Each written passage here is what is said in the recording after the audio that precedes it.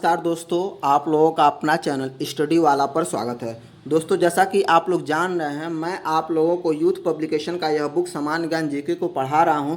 इस बुक में मैंने आप लोगों को आधुनिक इतिहास का टॉपिक भारतीय राष्ट्रीय कांग्रेस के पहले के जितने क्वेश्चन थे सारे क्वेश्चन को कंप्लीट करा दिया हूं। जिसको वो वीडियो देखना है वे हमारे चैनल के प्ले लिस्ट पर जाकर उसे देख सकते हैं। दोस्तों, आज मैं आप लोगों को भारतीय राष्ट्रीय कांग्रेस के आगे के क्वेश्चन जो भी हैं सारे क्वेश्चन को कवर अप कराऊंगा। चलिए दोस्तों, शुरू करते हैं इस सेशन को। हम आ जाते हैं भारतीय राष्ट्रीय कांग्रेस पे। तो इसमें दोस्तों भारतीय राष्ट्रीय कांग्रेस में जो आपका टॉपिक है, इस पेज को हम थोड़ा सा जूम कर लेते हैं। इसका पहला क्वेश्चन है, भारत के राजनीतिक प्रयासों का लक्ष्य स्वराज था। दादा भाई नौरोजी ने इस लक्ष्य की घोषणा कब की थी? तो कब की थी आपको बताना है। तो ये था आपका कलकत्ता अधिवेशन 1906 में। इसके बारे में देख लेते हैं। तो भारत के राजनीतिक प्रयासों का लक्ष्य स्वराज था। दादा भाई नौरोजी ने 26 से 29 दिसंबर 1906 में हुए कलकत्ता अधिवेशन के दौरान इसकी घोषणा की। कलकत्ता अधिवेशन में पहली बार स्वराज शब्द का प्रयोग किया गया। बम्बई अधिवेशन देखते हैं। तो बम्बई अधिवेशन 1889 ईस्वी में विलियम वेंडरवर्न की अध्यक्षता में हुआ। इस अधिवेशन में पहली बार महिलाओं ने भाग लिया।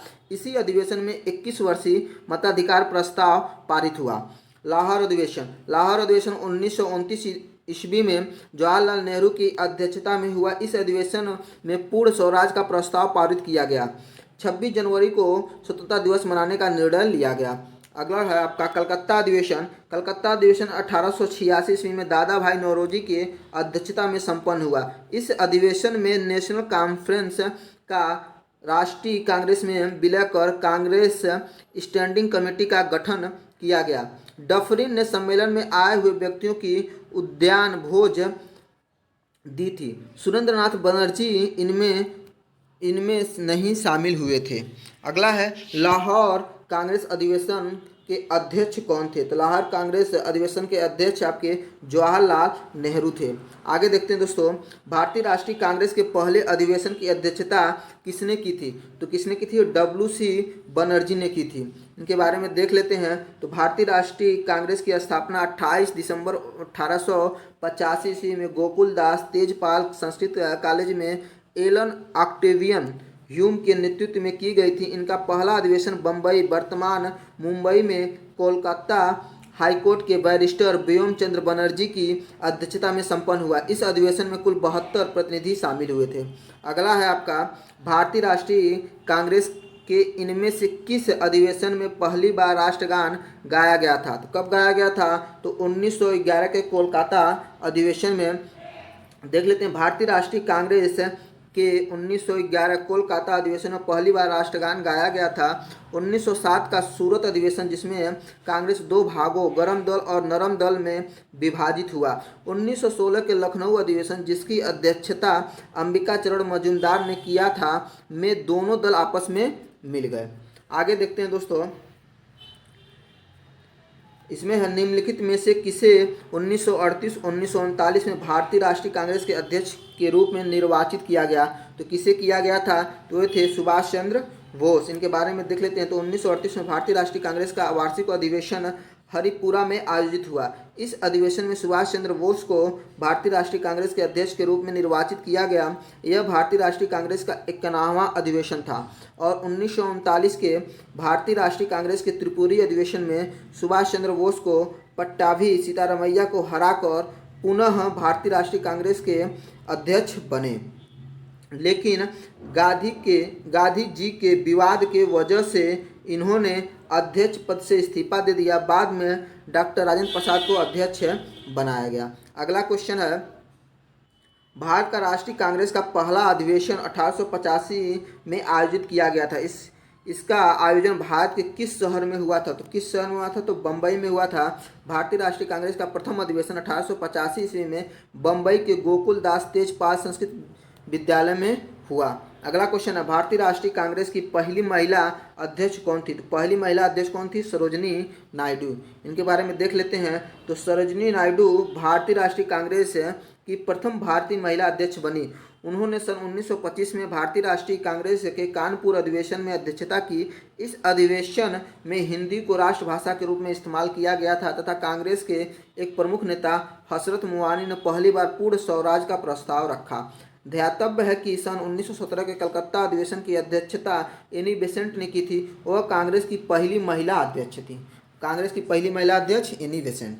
अगला है, कांग्रेस के किस अधिवेशन में महात्मा गांधी ने अन्य नेताओं को खिलाफत के साथ साथ स्वराज के समर्थन में असहयोग आंदोलन चलाने के लिए राजी कर लिया? तो किस अधिवेशन में? कलकत्ता अधिवेशन में। सितंबर 1920 में लाला लाजपत राय की अध्यक्षता में कलकत्ता में हुए कांग्रेस के विशेष अधिवेशन में कांग्रेस ने पहली बार भारत में विदेशी शासन के विरुद्ध सीधी कार्रवाई करने, विधान परिषदों को बहिष्कृत करने के साथ असहयोग आंदोलन 1920 का प्रारंभ करने का निर्णय किया। आगे देखते हैं दोस्तों, सुभाष चंद्र बोस 1939 में त्रिपुरी अधिवेशन में गांधी जी के किस उम्मीदवार को हराकर पुनः भारतीय राष्ट्रीय कांग्रेस के अध्यक्ष चुने गए? तो कौन से उम्मीदवार थे? तो पट्टाभी सीतारमैया थे। इनके बारे में देख लेते हैं। तो सुभाष चंद्र बोस 1939 में त्रिपुरी अधिवेशन में गांधी जी के उम्मीदवार पट्टाभी सीतारमैया को पुनः हराकर पुनः भारतीय राष्ट्रीय कांग्रेस के अध्यक्ष बने। आईएनसी के प्रथम अध्यक्ष 1885 में डब्ल्यू.सी. बनर्जी थे। जिस समय भारत आज़ाद हुआ उस समय आईएनसी के अध्यक्ष डॉक्टर राजेंद्र प्रसाद थे। अगला क्वेश्चन है, कांग्रेस पार्टी के 26 जनवरी 1930 को के तौर पे मनाया गया। किस तौर पे मनाया गया? तो स्वतंत्रता दिवस के तौर पे मनाया गया 26 जनवरी 1930 को। इसके बारे में देखते हैं। तो 31 दिसंबर 1929 को कांग्रेस के लाहौर अधिवेशन में जवाहरलाल नेहरू की अध्यक्षता में प्रस्ताव पारित कर भारत के लिए पूर्ण स्वराज की मांग की गई। 31 दिसंबर 1929 की रात को 12 बजे रावी नदी के तट पर भारतीय स्वाधीनता के प्रतीक नवगृहित तिरंगे झंडे को फहराया गया तथा इसी अधिवेशन में 26 जनवरी 1930 को प्रथम स्वाधीनता दिवस के रूप में मनाने का निश्चय किया गया। अगला है, भारतीय राष्ट्रीय आंदोलन के दौरान प्रथम स्वतंत्रता दिवस किस तिथि को मनाया गया था? तो किस तिथि को मनाया गया? तो 26 जनवरी 1930 को। भारतीय राष्ट्रीय कांग्रेस का पूर्ण स्वराज अर्थात ब्रिटिश राज के पूर्ण स्वतंत्रता की घोषणा कब की गई? तो कब की गई? 26 जनवरी 1930 को। दिसंबर 1929 में लाहौर में आयोजित कांग्रेस का वार्षिक अधिवेशन इनमें से किस वजह से महत्वपूर्ण था? किस वजह से महत्वपूर्ण था? तो पूर्ण स्वराज की प्रतिबद्धता के कारण यह, इसमें जो मेन कारण था पूर्ण स्वराज की मांग थी। इसके बाद देख लेते हैं, 31 दिसंबर 1929 को लाहौर का अधिवेशन पूर्ण स्वराज की प्रतिबद्धता के कारण महत्वपूर्ण था। अगला है, भारतीय राष्ट्रीय कांग्रेस ने अपने पहले किस वार्षिक अधिवेशन में पूर्ण स्वराज या पूर्ण स्वतंत्रता के प्रति प्रतिबद्धता की घोषणा की? किस अधिवेशन में? तो ये हो जाएगा 1929 के लाहौर अधिवेशन में। आगे देखते हैं दोस्तों, लाल बाल पाल नाम से प्रसिद्ध स्वतंत्रता सेनानी क्रमशः किन भारतीय राज्यों से संबंधित थे? तो किस भारतीय राज्यों से संबंधित थे? तो पंजाब, महाराष्ट्र और बंगाल। देख लेते हैं इनके बारे में। तो लाला लाजपत राय, जिसे लाल कहा जाता है, बाल गंगाधर तिलक और बिपिन चंद्र पाल, जिसे पाल का लाल बाल पाल हो गए, को सम्मिलित रूप से लाल बाल पाल के नाम से जाना जाता है। भारतीय स्वतंत्रता संघर्ष में ये चरमपंथी राष्ट्रवादी विचारधाराओं के पक्षधर और प्रतीक बने रहे। लाला लाजपत राय का जन्म पंजाब में हुआ था। बाल गंगाधर तिलक का जन्म महाराष्ट्र में। तो बाल गंगाधर तिलक का जन्म महाराष्ट्र में हुआ था। महाराष्ट्र के कहाँ पे? महाराष्ट्र के रत्नागिरी जनपद में। तथा बिपिन चंद्र पाल का जन्म हबीबगंज जिला बंगाल, अब जो बांग्लादेश में है, जिसका नाम बांग्लादेश है, में हुआ था। अगला है, भारतीय राष्ट्रीय कांग्रेस के पहले यूरोपीय अध्यक्ष कौन थे? तो पहले यूरोपीय अध्यक्ष कौन थे? तो जॉर्ज यूल थे। और भारतीय राष्ट्रीय कांग्रेस की स्थापना 28 दिसंबर 1985 को मुंबई में हुई थी। इसके संस्थापक सदस्यों में मुख्य रूप से ए.ओ. ह्यूम, दादा भाई नौरोजी, दिनशा वाचा शामिल थे। इनका पहला अधिवेशन 1885 मुंबई में हुआ, जिनके प्रथम अध्यक्ष डब्ल्यू.सी. बनर्जी थे। पहले यूरोपीय अध्यक्ष और कांग्रेस के चौथे इलाहाबाद में जहाँ पे अधिवेशन हुआ था 1888 में, अध्यक्ष कौन थे? तो जॉर्ज यूल थे। ठीक। 1907 में भारतीय राष्ट्रीय कांग्रेस के अध्यक्ष कौन थे? तो 1907 में जो थे और रास बिहारी घोष थे। रास बिहारी घोष थे। इस रास बिहारी घोष थे, घोष नहीं घोष, ठीक।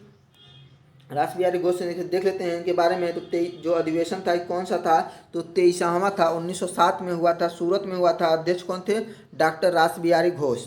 और दूसरा जो हुआ है 1886 में कलकत्ता में, अध्यक्ष कौन थे? दादा भाई नौरोजी। पहला जो 1885 में हुआ था बम्बई में हुआ था, और अध्यक्ष कौन थे? तो बीसी बनर्जी से, इन्हें व्योमेश चंद्र बनर्जी भी कहा जाता है।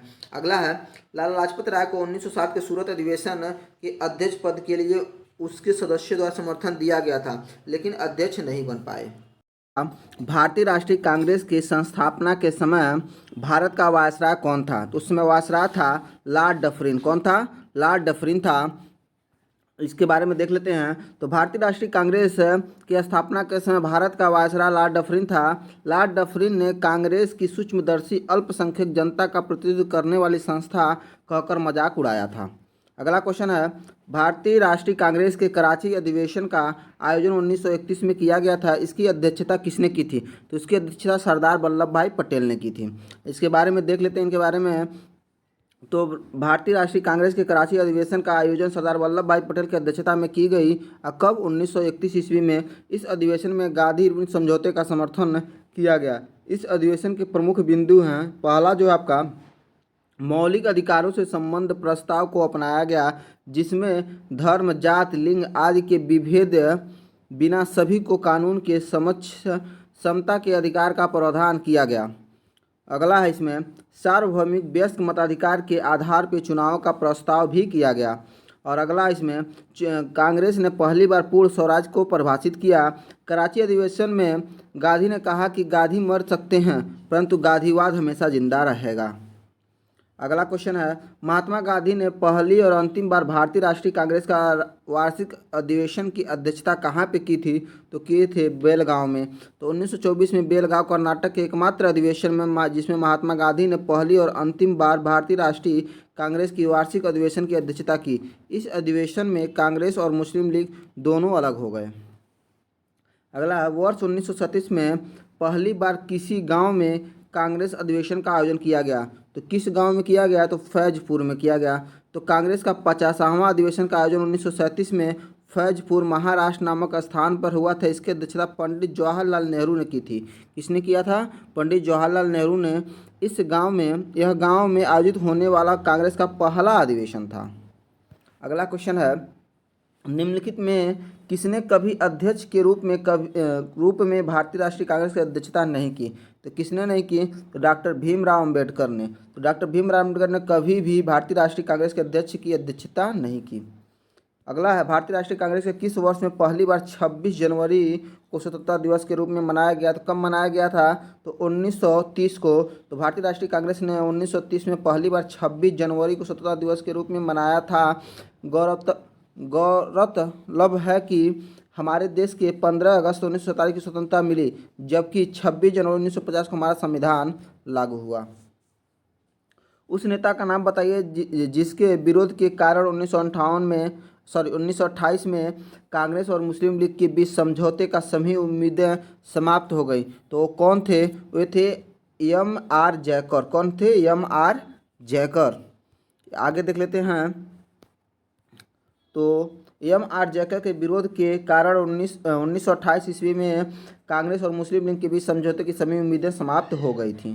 ठीक, आगे देखते हैं। इनमें से किस वर्ष में INC मतलब इंडियन नेशनल कांग्रेस के लाहौर सत्र में पूर्ण स्वराज की भारतीय राष्ट्रीय कांग्रेस के लक्ष्य के रूप में स्वीकार किया गया था? तो कब किया गया था?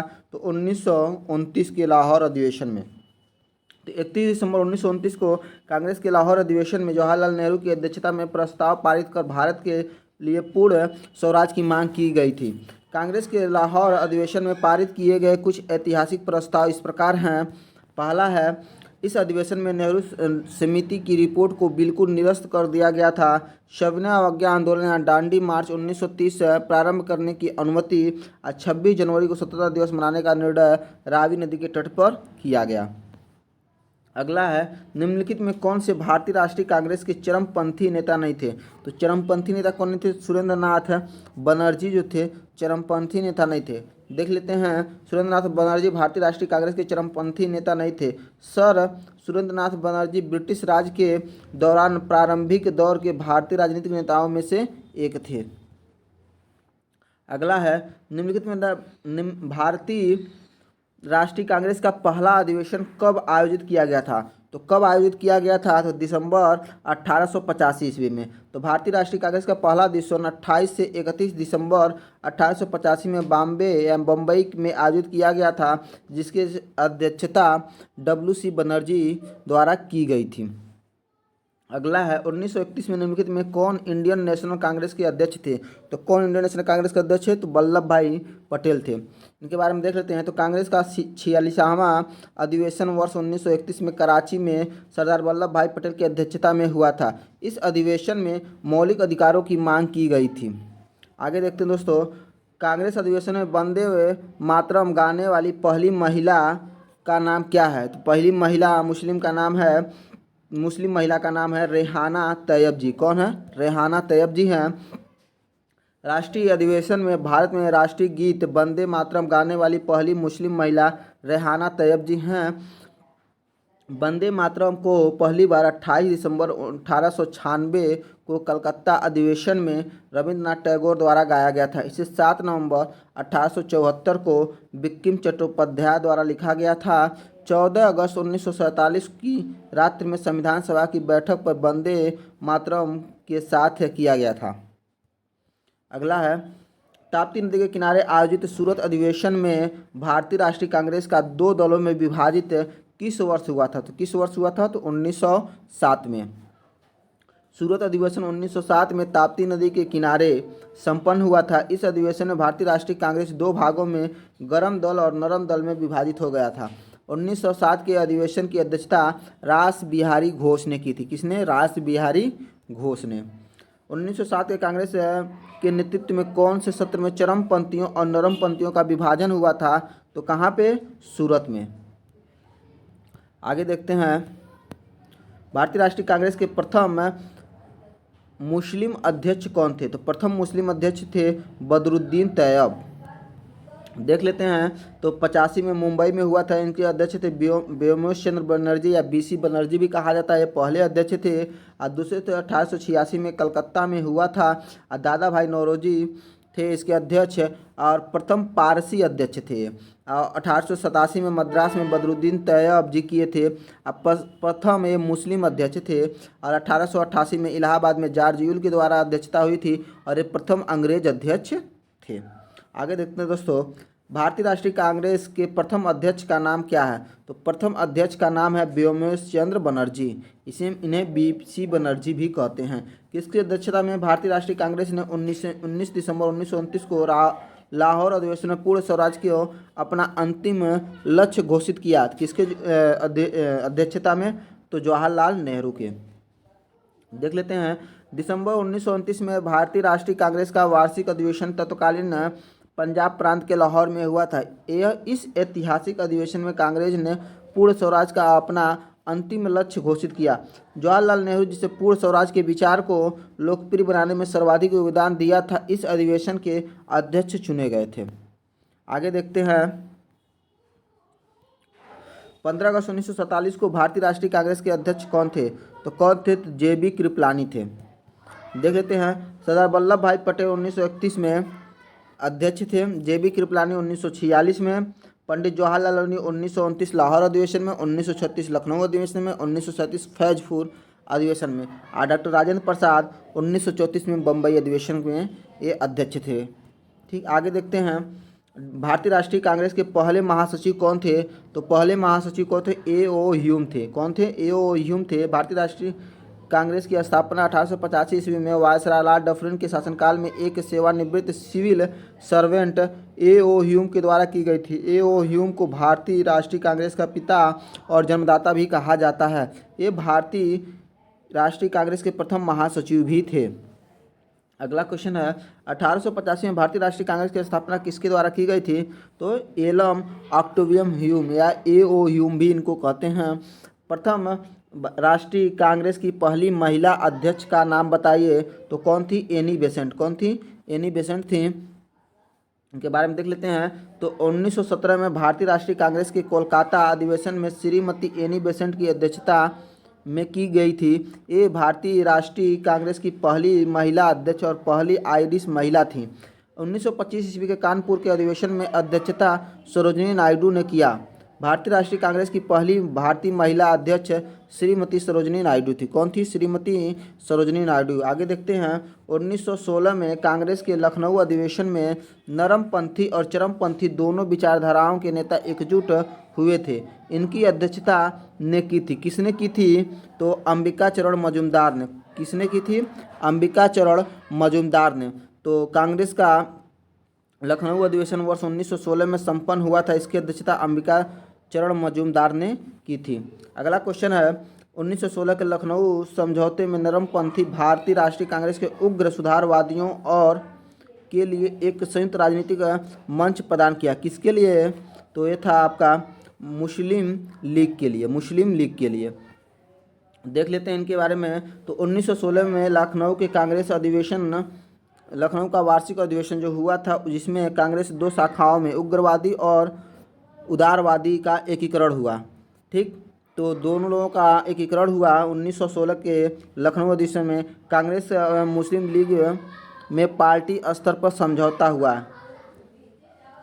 इस अधिवेशन में कांग्रेस और मुस्लिम लीग एक दूसरे के करीब आ गए तथा दोनों ने सरकार के समक्ष अपनी समान मांगें प्रस्तुत की। इस अधिवेशन से हिंदू मुस्लिम एकता को बढ़ावा मिला, जिससे भारतीय राष्ट्रीय आंदोलन की मजबूती मिली। बाल गंगाधर तिलक, एनी बेसेंट, मोहम्मद अली जिन्ना आदि की लखनऊ समझौते के पीछे महत्वपूर्ण भूमिका रही। गौरतलब है कि यह समझौता भारतीय राष्ट्रीय कांग्रेस की अदूरदर्शिता का परिणाम था। अगला क्वेश्चन है, 1916 का लखनऊ समझौता किसके बीच में हुआ था? तो किसके बीच में हुआ था? तो भारतीय राष्ट्रीय कांग्रेस और मुस्लिम लीग के बीच में हुआ था। अगला जो है, इसमें भारतीय राष्ट्रीय कांग्रेस के पहले मुस्लिम अध्यक्ष कौन थे? तो पहले मुस्लिम अध्यक्ष कौन थे? बदरुद्दीन तैयब। बदरुद्दीन तैयब थे। कांग्रेस के वार्षिक अधिवेशन की अध्यक्षता करने वाले प्रथम मुस्लिम अध्यक्ष बदरुद्दीन तैयब जी थे, जिन्होंने 1887 ईस्वी में मद्रास में आयोजित कांग्रेस अधिवेशन की अध्यक्षता की थी। उल्लेखनीय है कि इस अधिवेशन में प्रथम बार भारतीय भाषा तमिल में अभिभाषण हुआ। अगला क्वेश्चन है, भारतीय राष्ट्रीय कांग्रेस का संविधान सभा की मांग को 1936 ईस्वी में इसके में आयोजित अधिवेशन में प्रस्तावित किया गया। तो किस अधिवेशन में? तो हो जाएगा आपका फैजपुर अधिवेशन में। फैजपुर अधिवेशन में। तो 1936 में भारतीय राष्ट्रीय कांग्रेस द्वारा संविधान सभा के गठन का मांग फैजपुर में आयोजित अधिवेशन में प्रस्तावित किया गया। अगला है, भारतीय राष्ट्रीय कांग्रेस का गठन वर्ष में किया गया। तो कब किया गया? तो 1885 ईस्वी में किया गया। भारतीय राष्ट्रीय कांग्रेस का गठन 28 दिसंबर 1885 ईस्वी में तत्कालीन गवर्नर जनरल लॉर्ड डफरिन 1884 से 1888 के समय में हुआ। आगे देखते हैं। तो भारतीय राष्ट्रीय कांग्रेस का गठन किस वर्ष हुआ था? तभी देखें 1885। अगला, भारतीय राष्ट्रीय कांग्रेस की पहली बैठक कहाँ आयोजित की गई थी? तो कहाँ पे आयोजित की गई थी? बॉम्बे में। बॉम्बे में आयोजित की गई थी। भारतीय राष्ट्रीय कांग्रेस का पहला अधिवेशन 28 दिसंबर 1885 में मुंबई स्थित गोकुल दास तेजपाल संस्कृत महाविद्यालय में आयोजित किया गया था। 1939 में इंडियन नेशनल कांग्रेस छोड़ने के बाद सुभाष चंद्र बोस ने किसका गठन किया? तो किसका गठन किया?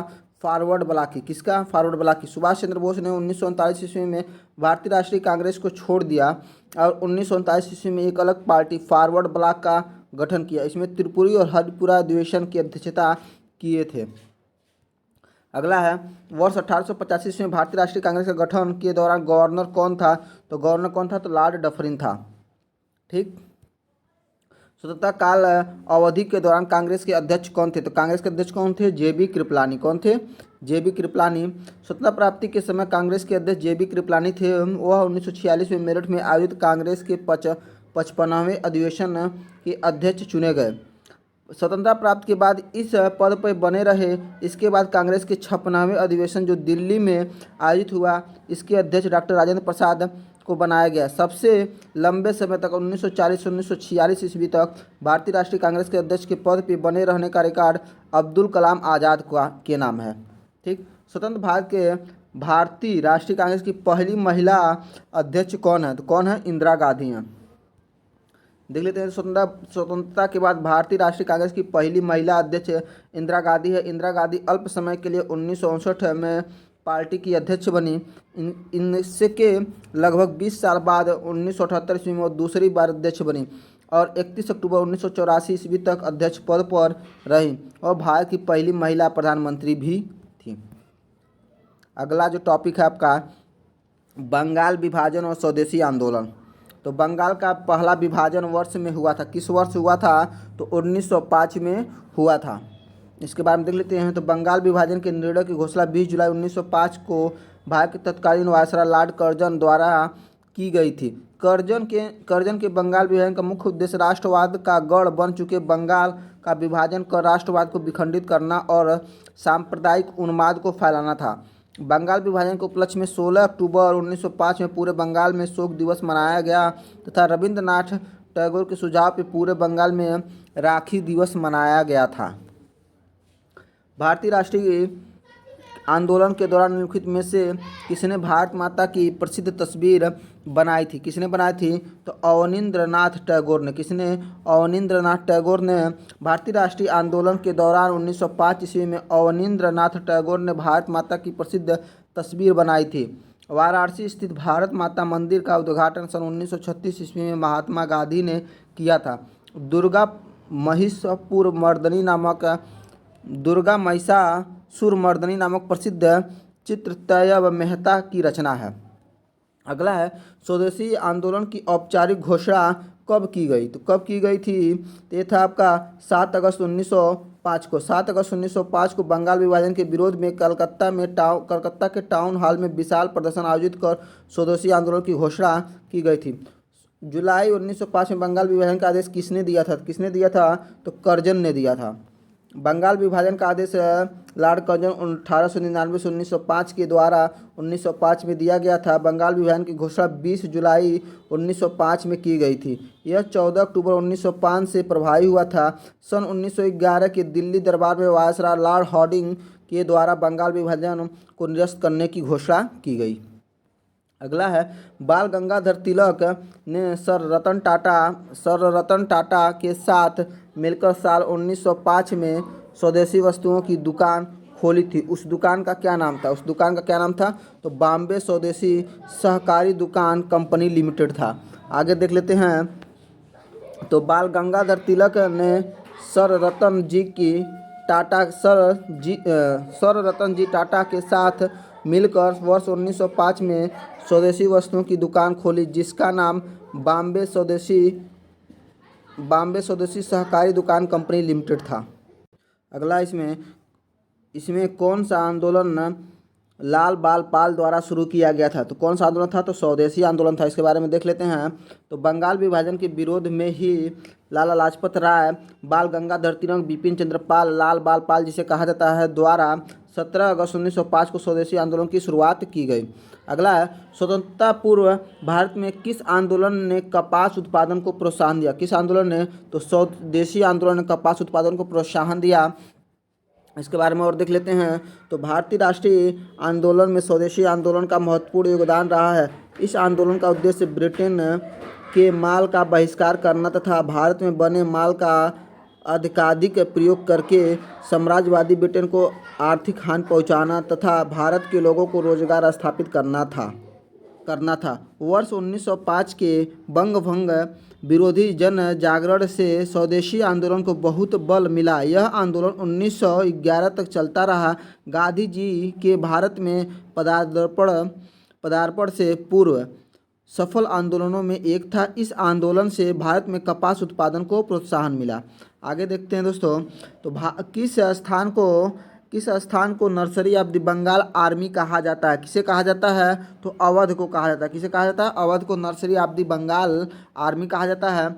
अवध प्रांत को nursery of the Bengal army कहा जाता है। बंगाल आर्मी के लिए बड़ी संख्या में सिपाहियों की भर्ती अवैध रूप से पूर्वी उत्तर प्रदेश के गांवों से की जाती है, इसलिए अवध प्रांत को यह संज्ञा दी गई। अगला है, बंगाल में स्वदेशी आंदोलन के दौरान बनाए गए तिरंगे झंडे में कौन सा रंग थे? तो कौन सा रंग था? ये था आपका लाल, हरा और पीला। स्वदेशी आंदोलन के दौरान बनाए गए तिरंगे झंडे को लाल, पीला और हरे रंग की 36 पट्टियों से बनाया गया था। भारत का पहला राष्ट्रीय गैर आधिकारिक ध्वज 7 अगस्त 1906 को पारसी बागान चौक, ग्रीन पार्क, कलकत्ता, अब कोलकाता में फहराया गया था। अगला है, निम्नलिखित में से किसने स्वदेशी आंदोलन के माध्यम से और औपनिवेशिक शासन के लिए एक उत्तरदायी, क्रमिक और प्रेरक दृष्टिकोण की वकालत की? किसने की थी? तो ये थे गोपाल कृष्ण गोखले। किसने? गोपाल कृष्ण गोखले। इनके बारे में देख लेते हैं। तो गोपाल कृष्ण गोखले तथा उदारवादी नेताओं ने स्वदेशी आंदोलन के माध्यम से औपनिवेशिक शासन के लिए उदारवादी, क्रमिक और प्रेरक दृष्टिकोण की वकालत की थी, जबकि लाल बाल पाल से विख्यात लाला लाजपत राय, बाल गंगाधर तिलक तथा बिपिन चंद्र पाल उग्रवादी गुट के नेता थे। उग्रवादी द्वारा बहिष्कार के अलावा सरकारी स्कूलों और कॉलेजों, सरकारी सभाओं, अदालतों, विधान परिषदों, नगर पालिकाओं, सरकारी उपाधियों आदि के बहिष्कार का आह्वान किया। स्वदेशी आंदोलन की शुरुआत भारत में के दौरान हुई थी। किसके दौरान हुई थी? तो बंग भंग विरोधी आंदोलन के दौरान हुई थी। कर्जन ने 20 जुलाई 1905 को बंगाल विभाजन की घोषणा की, जिसके परिणामस्वरूप 7 अगस्त 1905 को कलकत्ता के टाउन हॉल में स्वदेशी आंदोलन की घोषणा की गई थी। इसी बैठक में ऐतिहासिक बहिष्कार प्रस्ताव पारित हुआ। स्वदेशी आंदोलन के समय बाल गंगाधर तिलक, लाला लाजपत राय तथा अरविंदो घोष ने पूरे देश में स्वदेशी एवं बहिष्कार का प्रचार किया था। इस आंदोलन की सबसे बड़ी विशेषता थी कि महिलाओं का इससे सक्रिय रूप से भागीदार लेना। स्वदेशी आंदोलन के दौरान ही वंदे मातरम भारतीय राष्ट्रीय आंदोलन का शीर्षक गीत बना। अगला है, भारत में स्वदेशी आंदोलन की शुरुआत किस दौरान हुई थी? किस दौरान हुई थी? तो बंग भंग विरोधी आंदोलन के दौरान हुई थी। स्वदेशी आंदोलन कब शुरू हुए थे? तो कब शुरू हुए थे? 1905 में। लॉर्ड कर्जन द्वारा बंगाल विभाजन के निर्णय का वास्तविक कारण किसे माना जाता है? तो किसे माना जाता है? अंग्रेजों की फूट डालो और राज करो की नीति। अगला इसी के बारे में देख लेते हैं। तो 20 जुलाई 1905 को लॉर्ड कर्जन ने बंगाल विभाजन की घोषणा की थी। यह विभाजन 16 अक्टूबर 1905 ईस्वी से प्रभावी हुआ। इतिहास में इसे बंग भंग के नाम से भी जाना जाता है। यह विभाजन अंग्रेजों की फूट डालो और राज करो की नीति का अंग था। आगे देखते हैं, भारतीय राष्ट्रीय आंदोलन के दौरान निम्न में से किसे मशीनों और प्रौद्योगिकियों का महिमा मंडल नहीं करने के कारण मानव समाज का प्रतीक माना गया? तो किसे? तो चरखा को। ठीक है, इसके बारे में देख लेते हैं। तो भारतीय राष्ट्रीय आंदोलन के दौरान चरखे की मशीनों और प्रौद्योगिकों की महिमा मंडल नहीं करने के कारण मानव समाज का प्रतीक माना गया। गांधी जी ने चरखे को आज़ादी की लड़ाई में आर्थिक स्वावलंबन का प्रतीक बताया। गांधी जी के अनुसार चरखा एक वैकल्पिक आर्थिक व्यवस्था का प्रतीक भी था। यह महिलाओं को आर्थिक स्थिति के लिए और उनकी आज़ादी के लिए थी। उस किसान के लिए भी था जो 6 महीने खाली रहता था। आर्थिक स्वतंत्रता का साधन बनाया जा सकता था। अगला है, बिपिन चंद्र पाल सहित 3 लोकप्रिय स्वतंत्रता सेनानी लाल बाल पाल के नाम से जाने थे। उनमें से अन्य 2 कौन थे? तो अन्य जो 2 हैं वो है बाल गंगाधर तिलक और लाला लाजपत राय। बिपिन चंद्र पाल, बाल गंगाधर तिलक और लाला लाजपत राय सहित तीनों लोकप्रिय स्वतंत्रता सेनानी थे जो लाल बाल पाल के नाम से जाने जाते थे। भारतीय स्वतंत्रता संघर्ष में 1905 से 1918 ईस्वी तक गर्म राष्ट्रवादी विचारधाराओं के पक्षधर और प्रतीक बने रहे। वे स्वदेशी वस्तुओं के पक्षधर थे। अगला जो टॉपिक है, मुस्लिम लीग। सीधी कार्रवाई दिवस की घोषणा किसने की थी? तो मोहम्मद अली जिन्ना ने की थी। किसने की थी? मोहम्मद अली जिन्ना ने सीधी कार्रवाई दिवस की घोषणा डायरेक्ट एक्शन डे जिसे कहते हैं 16 अगस्त 1946 को पाकिस्तान की मांग करते समय मोहम्मद अली जिन्ना ने की थी। मुस्लिम लीग द्वारा प्रत्यक्ष कार्रवाई दिवस के माध्यम से पाकिस्तान को प्राप्त करना था। मोहम्मद अली जिन्ना ने घोषणा की या तो विभाजित भारत या नष्ट भारत होगा। प्रत्यक्ष कार्रवाई दिवस 1946 को कलकत्ता किलिंग्स के रूप में भी जाना जाता है, क्योंकि यह ब्रिटिश भारत के लिए बंगाल प्रांत के कलकत्ता में मुसलमानों और हिंदुओं के बीच व्यापक सांप्रदायिक दंगों का दिन था। अगला क्वेश्चन है, निम्न में 16 अगस्त 1946 को प्रत्यक्ष कार्यवाही दिवस के रूप में मनाया, किसने मनाया? तो मुस्लिम लीग ने मनाया। अखिल भारतीय मुस्लिम लीग ने लाहौर प्रस्ताव को वर्ष में अंगीकृत किया, कब? 1940 में। कब किया था? 1940 में। 23 मार्च 1940 को मुस्लिम लीग का वार्षिक अधिवेशन लाहौर में हुआ था। इसकी अध्यक्षता मोहम्मद अली जिन्ना ने की थी। इस अधिवेशन में पाकिस्तान के लिए प्रस्ताव पारित किया गया था। इस प्रस्ताव को फजलुल हक ने प्रस्तुत किया और खली कुंजमा ने इसका अनुमोदन किया। पाकिस्तान नाम का प्रस्ताव सबसे पहले 1933 ईस्वी में चौधरी रहमत अली ने दिया था। पाकिस्तान की मांग वर्ष में मुस्लिम लीग के लाहौर अधिवेशन में की गई। किस वर्ष की गई? 1940 में। कब? 1940 में। पाकिस्तान नाम किस वर्ष गढ़ा गया था? तो पाकिस्तान नाम 1933 में गढ़ा गया था। तो मुस्लिमों के लिए एक पृथक राज्य के रूप में पाकिस्तान शब्द को सर्वप्रथम कैम्ब्रिज विश्वविद्यालय के छात्र चौधरी रहमत अली सन 1933 में गढ़ा था।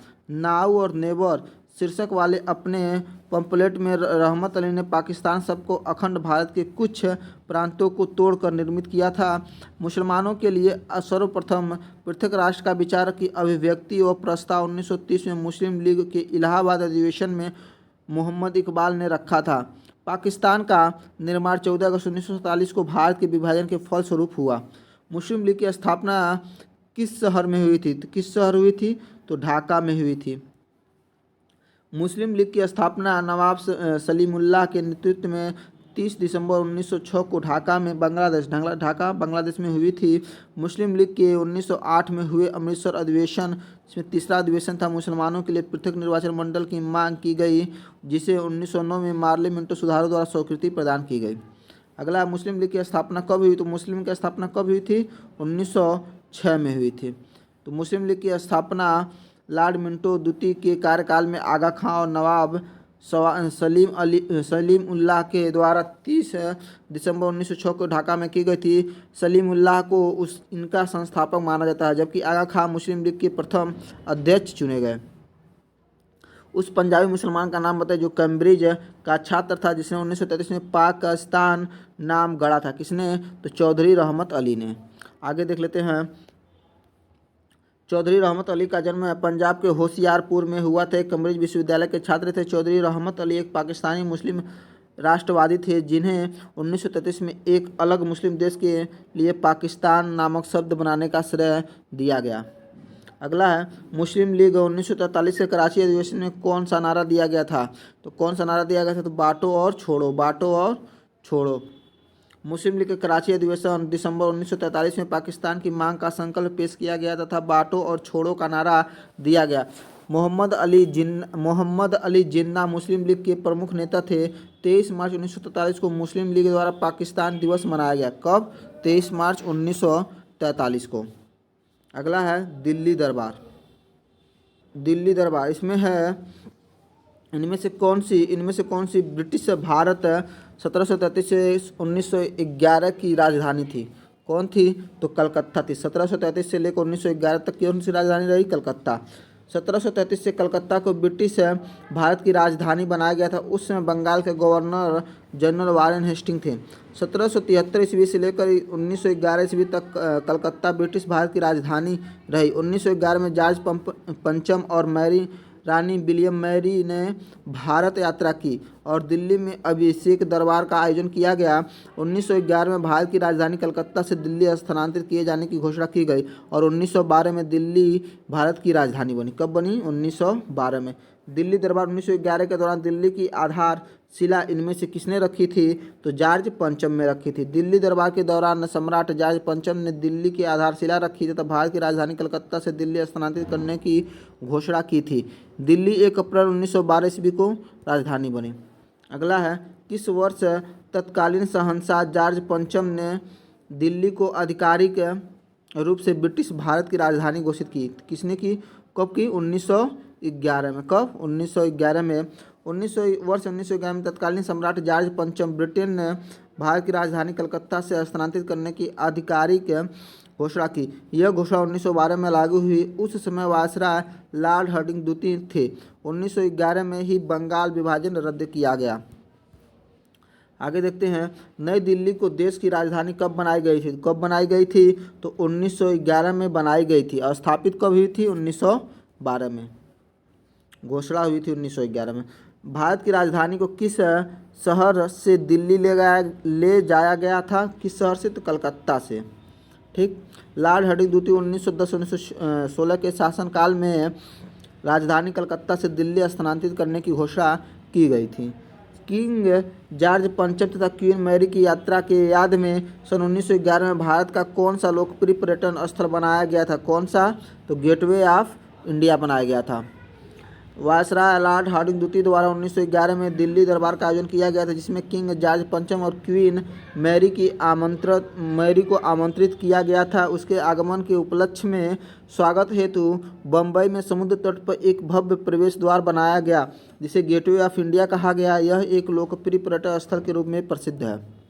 गेटवे ऑफ इंडिया कहाँ पे है? तो मुंबई में। कहाँ पे है?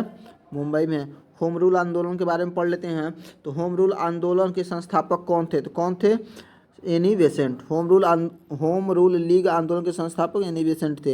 होम रूल लीग आंदोलन तिलक और एनी बेसेंट द्वारा संवैधानिक प्रावधानों के तहत रहते हुए स्वशासन प्राप्त करने के उद्देश्य से चलाया गया था। तिलक 28 अप्रैल 1916 को पूना बेलगांव में होम रूल लीग की स्थापना की और एनी बेसेंट ने ऑल इंडिया होम रूल की स्थापना सितंबर 1916 को अडयार मद्रास में की। इस लीग की सचिव अरुंडेल और अध्यक्ष एनी बेसेंट थी। सचिव अरुंडेल थे और अध्यक्ष कौन थी? Annie Besant. 1915-16 में स्थापित होम रूल लीग निम्न में से किस सहायक इकाई के रूप में काम करती थी? तो भारतीय राष्ट्रीय कांग्रेस सहायक के रूप में काम करती थी। आगे देखते हैं, 1915-16 में स्थापित होम रूल लीग भारतीय राष्ट्रीय कांग्रेस की सहायक इकाई के रूप में काम करती थी। इस आंदोलन का उद्देश्य स्वराज की प्राप्ति करना था, परंतु इस आंदोलन में शस्त्रों का प्रयोग की अनुमति नहीं थी। क्रांतिकारी आंदोलन। भगत सिंह और बटुकेश्वर दत्त ने दिल्ली केंद्रीय विधानसभा में स्मोक बम फेंके। वे किसका विरोध कर रहे थे? तो किसका विरोध कर रहे थे? तो trade dispute bill and public safety bill. Hindustan socialist Republic association के दो सदस्य भगत सिंह और बटुकेश्वर दत्त। कौन? भगत सिंह और बटुकेश्वर दत्त ने 8 अप्रैल 1929 को दिल्ली केंद्रीय विधानसभा में trade dispute bill and public safety bill के विरोध में बम फेंका, जिसका उद्देश्य सरकार को डराना मात्र था। केंद्रीय विधानसभा में बम फेंकते समय पहली बार भगत सिंह ने इंकलाब जिंदाबाद का नारा दिया। भगत सिंह और बटुकेश्वर दत्त को गिरफ्तार कर विधानसभा में बम फेंकने और कुछ अन्य षड्यंत्रों से जोड़कर लाहौर षड्यंत्र केस के तहत मुकदमा चलाया गया। 1929 ईस्वी में दिल्ली के केंद्रीय विधानसभा में किन दो स्वतंत्रता सेनानियों ने स्मोक बम फेंके थे? किसने फेंके थे? तो भगत सिंह और बटुकेश्वर दत्त। भगत सिंह और बटुकेश्वर दत्त। निम्नलिखित में कौन से क्रांतिकारी संगठन अनुशीलन समिति से संबंधित नहीं थे? कौन थे? तो राजेंद्र लहरी जो थे अनुशीलन समिति से संबंधित नहीं थे। बंगाल का प्रथम क्रांतिकारी संगठन अनुशीलन समिति था, जिसकी स्थापना 1902 में मिदनापुर में ज्ञानेंद्र बसु द्वारा, किसके द्वारा? ज्ञानेंद्र बसु द्वारा, तथा कलकत्ता में जतीन्द्र नाथ बनर्जी, वरिंद्र कुमार घोष द्वारा की गई थी। इनके संस्थापक सदस्यों में प्रमथनाथ मिश्रा, पुलिन बिहारी दास एवं सतीश चंद्र बसु थे। अन्य सक्रिय सदस्य अरविंदो घोष, देशबंधु चित्तरंजन दास, सुरेंद्र नाथ टैगोर, रास बिहारी घोष, भूपेंद्र नाथ दत्त, स्वामी विवेकानंद के भाई जो थे भूपेंद्र नाथ दत्त, सचिंद्र नाथ सन्याल, जतिन दास, बिपिन चंद्रपाल, जतेंद्र नाथ मुखर्जी आदि थे। राजेंद्र लाहिरी हिंदुस्तान रिपब्लिक एसोसिएशन से संबंध थे। इनका नाम काकोरी कांड से जुड़ा है। इनको गोंडा उत्तर प्रदेश में फांसी दे दी गई थी। हाल ही में उत्तर प्रदेश सरकार ने काकोरी कांड का नाम बदलकर काकोरी ट्रेन एक्शन कर दिया है। लाला लाजपत राय का निवास स्थल है, कहाँ पे है? तो पंजाब में था। तो लाला लाजपत राय का निवास स्थान पंजाब में है। वे भारत के प्रमुख स्वतंत्रता सेनानी थे। उन्हें पंजाब केसरी भी कहा जाता था। उन्होंने पंजाब नेशनल बैंक और लक्ष्मी कंपनी की स्थापना की। वे भारतीय राष्ट्रीय कांग्रेस में गरम दल के 3 प्रमुख नेताओं लाल बाल पाल में से एक थे। अगला है, जलियांवाला बाग हत्याकांड के लिए जिम्मेदार जनरल डायर की हत्या इनमें से किसने की थी? तो किसने की थी? सरदार उधम सिंह ने। किसने? सरदार उधम सिंह ने। तो इनके बारे में पढ़ लेते हैं। तो जलियांवाला बाग हत्याकांड 1919 के 21 वर्ष पश्चात 13 मार्च 1940 को लंदन के कांस्टन हॉल में सरदार उधम सिंह ने जलियांवाला बाग हत्याकांड के जिम्मेदार गवर्नर माइकल ओडाउर को गोली मार दी थी। 31 जुलाई 1940 को उन्हें फांसी दे दी गई। भारतीय राष्ट्रीय ध्वज तिरंगा भीकाजी कामा द्वारा में फहराया गया। तो कब और कहाँ पे? तो जर्मनी में 1907 में फहराया गया। मैडम भी कामा जी रुस्तम कामा ने 1907 में जर्मनी में हुई इंटरनेशनल सोशलिस्ट कांग्रेस में भाग लिया। इसमें कामा जी ने ब्रिटिश शासक के घातक दुष्परिणाम को खुलासा करते हुए एक उत्तेजनपूर्ण भाषण दिया तथा भारत की राष्ट्रीय तिरंगा हरा पीला लाल ध्वज फहराया। मैडम कामा को मदर ऑफ इंडियन रिवॉल्यूशन कहा जाता है। विदेशी धरती पर फहराया जाने वाला प्रथम भारतीय ध्वज भीकाजी कामा द्वारा 1907 में फहराया गया। कहाँ पे? तो जर्मनी में। विदेशी धरती पर फहराया जाने वाला प्रथम भारतीय ध्वज भीकाजी कामा द्वारा 1907 में जर्मनी के स्टुटगार्ट में हुई थी दूसरी इंटरनेशनल सोशलिस्ट कांग्रेस में फहराया गया था। भीकाजी कामा द्वारा फहराया गया झंडा इस्लाम, हिंदू और बौद्ध मतों को प्रदर्शित करने के लिए हरा, पीला और लाल रंग का इस्तेमाल किया गया था तथा बीच में देवनागरी लिपि में वंदे मातरम लिखा था। भीकाजी कामा का जन्म 24 सितंबर 1861 ईस्वी को मुंबई में हुआ था। भारतीय राष्ट्रीय तिरंगे का डिजाइन बनाने का श्रेय पिंगली वेंकैया को जाता है। किसे? पिंगली वेंकैया को। 1906 में भारत का पहला राष्ट्रीय ध्वज पारसी बागान स्क्वायर कोलकाता में फहराया गया। इनमें से किस शहर में अंग्रेज पुलिसकर्मियों द्वारा घेर दिए जाने पर स्वतंत्रता संग्राम सेनानी चंद्रशेखर आज़ाद ने स्वयं को गोली मार ली थी? तो कहाँ पे? इलाहाबाद में। ब्रिटिश पुलिसकर्मियों द्वारा घेरे जाने पे स्वतंत्रता संग्राम सेनानी चंद्रशेखर आज़ाद ने 17 फरवरी 1931 को इलाहाबाद के अल्फ्रेड पार्क में स्वयं को गोली मार ली थी। 1913 में भारतीयों ने गदर पार्टी की स्थापना की थी। इसका मुख्यालय कहाँ था? तो इसका मुख्यालय सैन फ्रांसिस्को में था। कहाँ पे? गदर पार्टी की स्थापना 1913 में सैन फ्रांसिस्को में लाला हरदयाल के प्रयासों से हुई थी। इनके अन्य संस्थापक सदस्यों में सरदार सोहन सिंह भाकना, भाई परमानंद और रामचंद्र थे। ठीक। निम्नलिखित में किस स्वतंत्रता सेनानी ने नौजवान भारत सभा की स्थापना की? किसने किया था? तो भगत सिंह ने किया था। नौजवान भारत सभा की स्थापना 1926 ईस्वी में पंजाब में भगत सिंह छबीलदास यशपाल द्वारा की गई थी। इसके राजनीतिक उद्देश्य निम्न थे: संपूर्ण भारत में मजदूर और किसानों की राज्य की स्थापना करना, संगठित भारत राष्ट्र बनाने के लिए देश के युवाओं में देशभक्ति की भावना उत्तेजित करना, मजदूरों और किसानों को संगठित करना। इनमें से किसने भारत में 19वीं शताब्दी के अंत में प्लेग की जांच करने में विफलता के कारण पूना के पुलिस कमिश्नर रैंड की गोली मारकर हत्या कर दी? किसने? तो दामोदर चापेकर ने। दामोदर चापेकर नामक भारत के क्रांतिकारी शहीदों में अमर हैं चापेकर बंधु दामोदर हरि चापेकर, बालकृष्ण चापेकर तथा वासुदेव चापेकर तिलक को अपना गुरु मानते थे। सन 1897 में पूरे प्लेग नामक बीमारी से भयंकर रूप से पीड़ित था। प्लेग की जांच करने में विफलता के कारण चापेकर बंधुओं ने 22 जून 1897 को पुलिस कमिश्नर मिस्टर रैंड को गोली मारकर हत्या कर दी। इस हत्या के आरोप में दामोदर चापेकर को फांसी की सज़ा सुनाई गई थी। अगला है, युवा बंगाल आंदोलन किससे शुरू किया था? किसने शुरू किया गया था? तो हेनरी विवियन डिरोजियो ने। यंग बंगाल आंदोलन के प्रवर्तक एवं एक Anglo Indian Henry Vivian Derozio 1809 से 1831 ईस्वी थे। यह आंदोलन 1828 में बंगाल में चलाया गया था। इस आंदोलन का मुख्य उद्देश्य प्रेस की स्वतंत्रता, जमींदारों द्वारा किए जा रहे अत्याचारों से रैयत की संरक्षा, सरकारी नौकरियों में ऊंचे वेतनमान के अंतर्गत भारतीय लोगों की नियुक्ति करवाना था। अगला है दोस्तों, निम्नलिखित में कौन अलीपुर बम कांड में शामिल था? तो कौन शामिल था आपको बताना है। तो इसका आंसर क्या हो जाएगा? श्री अरविंदो घोष। कौन? श्री अरविंदो घोष। इनके बारे में देख लेते हैं। तो अलीपुर बम कांड में श्री अरविंदो घोष पर मुकदमा चलाया गया। 30 अप्रैल 1908 को बंगाल प्रेसिडेंटी के मजिस्ट्रेट किंग्सफोर्ड पर प्रफुल्ल चाकी और खुदीराम बोस द्वारा बम फेंका गया। चूँकि बम बनाने का कारखाना कलकत्ता स्थित मणिक तल्ला में खोला गया था, इसलिए किंग्सफोर्ड की हत्या के प्रयास की घटना के बाद पुलिस ने मणिक तल्ला पर छापा मारकर अरविंदो घोष और वीरेंद्र कुमार घोष समेत 34 लोगों को गिरफ्तार किया था। इस मुकदमे में अरविंद घोष का बचाव चित्तरंजन दास ने किया था। हिंदुस्तान रिपब्लिक एसोसिएशन का गठन कब किया गया था? तो कब किया गया था? तो 1924 को।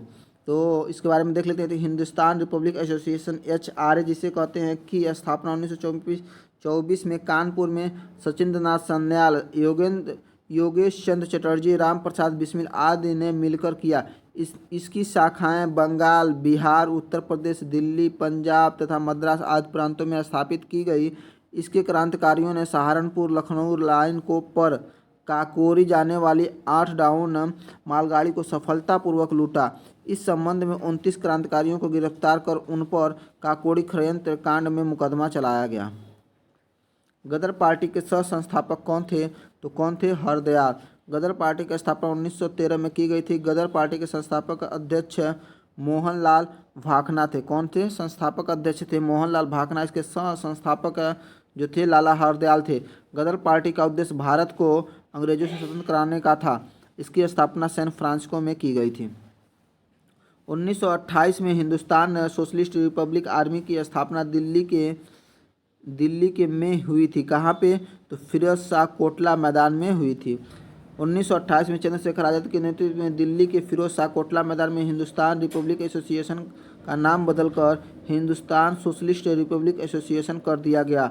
इसका मुख्य उद्देश्य भारत में एक समाजवादी गणतांत्रिक राज्य का स्थापना करना था। इनमें से कौन काकोरी डकैती का एक संचालन करता था? तो कौन था इसमें? अशफाक उल्ला खां थे। कौन थे? अशफाक उल्ला। हिंदुस्तान रिपब्लिक एसोसिएशन के क्रांतिकारियों द्वारा 9 अगस्त 1925 के सहारनपुर से लखनऊ जा रही 8 डाउन ट्रेन को रेल विभाग का खजाना काकोरी नामक स्थान पर लूट लिया गया। यह घटना काकोरी कांड के नाम से प्रसिद्ध हुई थी। इस घटना को राम प्रसाद बिस्मिल के नेतृत्व में अशफाक उल्ला खां, राजेंद्र लाहिड़ी, केशव चक्रवर्ती, मुकुंदी लाल, बनवारी लाल सहित 10 क्रांतिकारियों ने अंजाम दिया था। माइकल ओ डायर की हत्या किस भारतीय क्रांतिकारी ने की थी? किसने की थी? तो उधम सिंह ने। पंजाब के सुनाम में जन्मे शहीद उधम सिंह ने governor general Michael O'Dwyer की हत्या 13 मार्च 1940 को लंदन के कैक्सटन हॉल में की थी।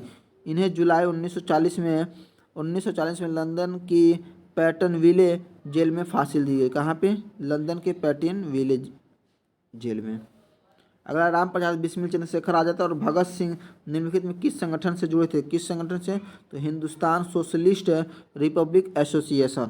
ठीक, हिंदुस्तान सोशलिस्ट रिपब्लिक एसोसिएशन एक क्रांतिकारी संगठन था जिसका स्थापना राम प्रसाद बिस्मिल, सचिंद्र नाथ सान्याल ने किया था, जिससे चंद्रशेखर आज़ाद और भगत सिंह भी बाद में जुड़े।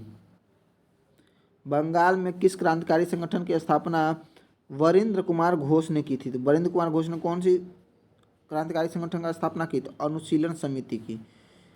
1902 में बंगाल में पहले क्रांतिकारी संगठन अनुशीलन समिति की स्थापना मिदनापुर में ज्ञानेंद्र कुमार बसु द्वारा तथा कलकत्ता के जतीन्द्र नाथ बनर्जी और बारिंद्र नाथ घोष द्वारा की गई थी। राम प्रसाद बिस्मिल को फांसी किस लिए दी गई थी? तो किस लिए दी गई थी? तो काकोरी ट्रेन डकैती के लिए इनको फांसी दी गई थी। हिंदुस्तान रिपब्लिक एसोसिएशन क्रांतिकारियों ने सहारनपुर से आ रही 8 डाउन मालगाड़ी पे रखे खजाने को लखनऊ में काकोरी नामक स्थान पर 9 अगस्त 1925 को लूट लिया। इस घटना के बाद काकोरी ट्रेन डकैती के नाम से जाना जाता है। इस कांड में चंद्रशेखर आज़ाद भागने में सफल हुए और 29 क्रांतिकारियों पर मुकदमा चलाने के पश्चात 4 अभियुक्तों को उत्तर प्रदेश के विभिन्न जिलों में फांसी दे दी गई, जो निम्न है। कौन कौन थे? तो राम प्रसाद बिस्मिल थे, जिसे गोरखपुर में फांसी दिया गया था। अशफाक उल्ला खां फैजाबाद में, रोशन लाल को नैनी प्रयागराज में, और राजेंद्र लाहेड़ी को गोंडा में। निम्नलिखित में कौन स्वतंत्रता सेनानी का संबंध काकोरी रेलगाड़ी डकैती कांड से नहीं था? तो किसका नहीं था? तो काकोरी से संबंधित उनका थे भगत सिंह। 1920 के दशक में झांसी में सतार नदी के पास किस प्रसिद्ध क्रांतिकारी ने पंडित हरिशंकर ब्रह्मचारी उपनाम का इस्तेमाल करते हुए शिविर स्थापित किया था? किसने? चंद्रशेखर आज़ाद ने। किसने? तो चंद्रशेखर आज़ाद ने।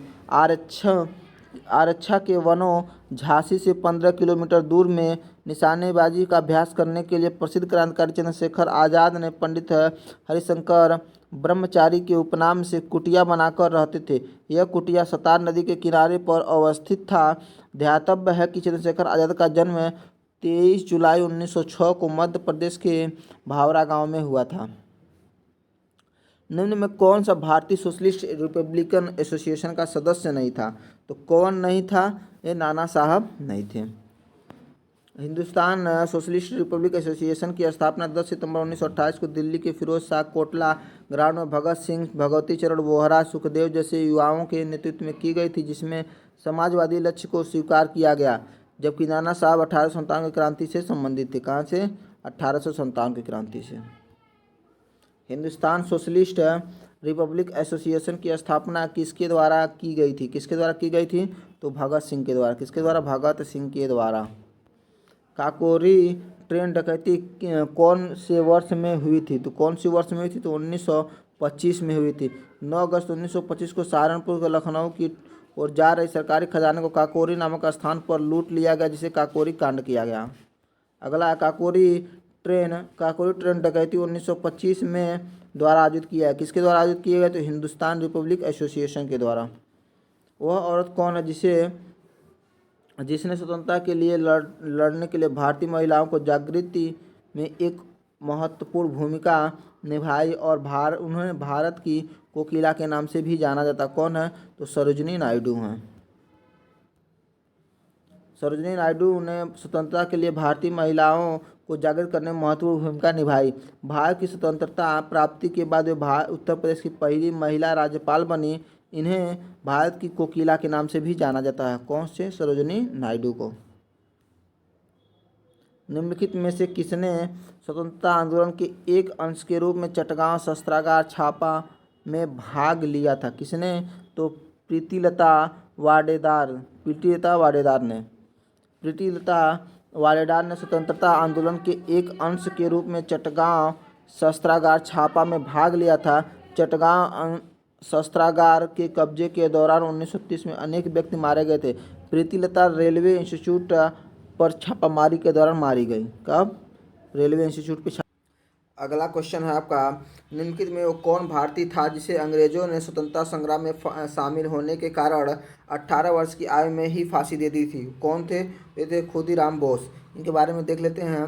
13 अप्रैल 1908 ईस्वी को प्रफुल्ल चाकी और खुदीराम बोस ने मुजफ्फरपुर के जॉर्ज किंग्सफोर्ड की हत्या का प्रयास किया, परंतु गलती से यह बम कनेडी के गाड़ी पर गिर गया, जिससे 2 महिलाओं की मृत्यु हो गई थी। चाकी ने आत्महत्या कर ली, जबकि खुदीराम बोस को 18 वर्ष की आयु में 11 अगस्त 1908 ईस्वी को फांसी दे दिया गया। अगला है, भारतीय स्वतंत्रता संग्राम की सहायता हेतु निम्नलिखित में से कौन सा संगठन की स्थापना भारत के बाहर नहीं की गई थी? कौन सा बाहर के बाहर नहीं की गई थी? वह है हिंदुस्तान समाजवादी गणतंत्र संस्था। इसके बारे में देख लेते हैं। चंद्रशेखर आज़ाद के नेतृत्व में 9 दिसंबर 1928 ईस्वी को हिंदुस्तान सोशलिस्ट रिपब्लिक एसोसिएशन की स्थापना की गई। नई दिल्ली में हुई थी इसका स्थापना। इसका उद्देश्य भारत में समाजवादी गणतंत्र राज्य की स्थापना करना था तथा यह एक लोकतांत्रिक संगठन था। इंडिया इंडिया हाउस गदर पार्टी और बर्लिन समिति नामक संगठन की स्थापना क्रमशः लंदन, कनाडा और जर्मनी में हुई थी। आगे निम्न में कौन से स्वतंत्रता सेनानी ने जेल की दीवारों पे महाकाव्य कमला लिखा था? कमला किसने लिखा था? तो वे थे वीडी सावरकर।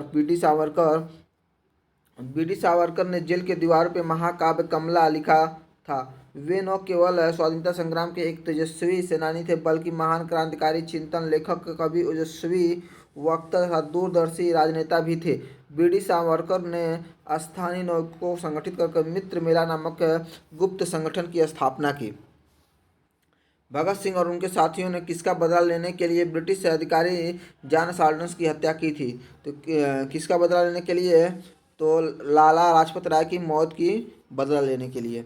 देख लेते हैं। चंद्रशेखर आज़ाद के नेतृत्व में सितंबर 1928 ईस्वी को दिल्ली के फिरोज शाह कोटला मैदान में हिंदुस्तान सोशलिस्ट रिपब्लिक एसोसिएशन का गठन किया गया। इसके सदस्यों में आज़ाद, भगत सिंह, राजगुरु, सुखदेव आदि ने साइमन कमीशन के विरोध में लाला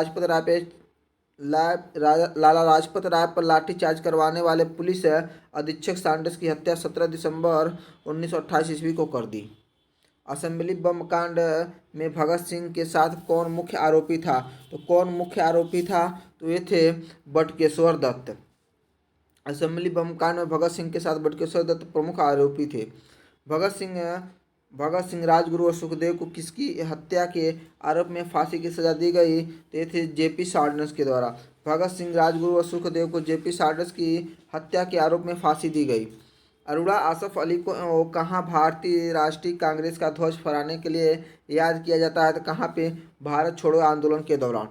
अरोड़ा आसफ अली को भारत छोड़ो आंदोलन के दौरान भारत राष्ट्रीय कांग्रेस का ध्वज फहराने के लिए याद किया जाता है। एक भारतीय स्वतंत्र कार्यकर्ता थी।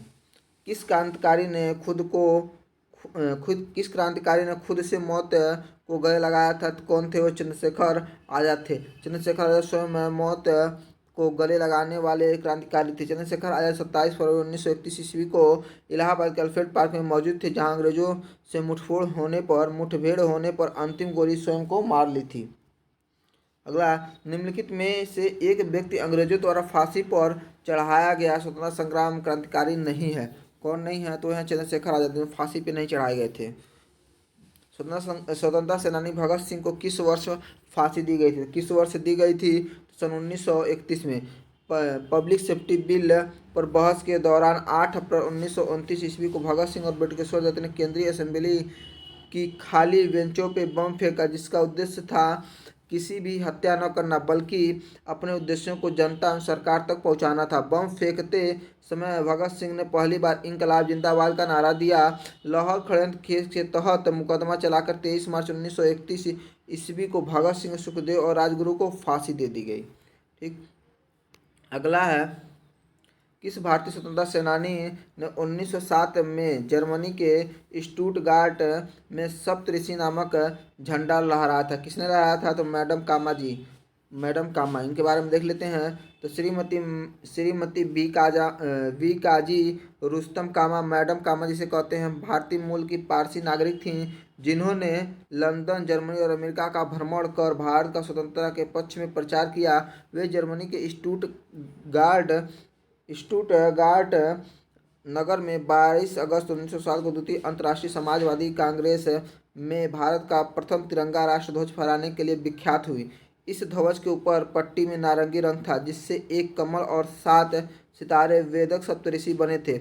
मध्य के पीले रंग की पट्टी में वंदे मातरम लिखा था और सबसे नीचे हरे रंग की पट्टी में बाईं ओर से सूरज और दाईं ओर अर्धचंद्र और सितारे बने हुए थे, जो हिंदू मुस्लिम एकता का प्रतीक था।